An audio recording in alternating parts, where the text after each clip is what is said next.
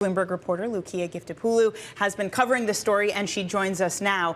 I guess the first obvious low-hanging fruit question is, like, there's been jitters around more retail-oriented funds.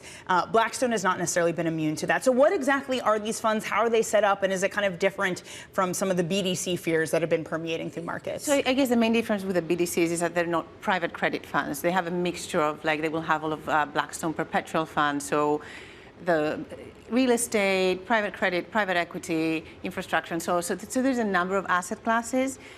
I don't know that anyone can guarantee they will be immune to the pressures if people freak out, but I think it's not a pure private credit play where there are specific fears, and that's the reason why retail investors are heading out.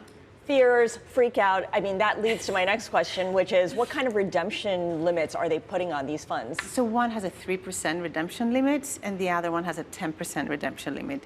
There's one where there's a bigger component of, like, a liquid sleeve from Vanguard and Wellington, where there's more index funds and other securities, and that, I think, is the lower one. But the other one is called the Blackstone Private Markets Fund, and that has a high redemption limit.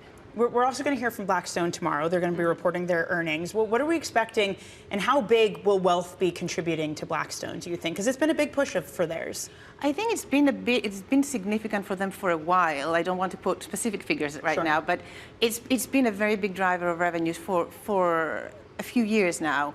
The funds will be small at first, but I think where I would focus is the fact that they're doing it with Vanguard, which is, like, the biggest name in Main Street, and that people trust to bring them, like, good, cheap funds. They're rolling it out with Merrill Lynch just at the start, but I have the sense that it's going to be much wider going forward. So, stay tuned.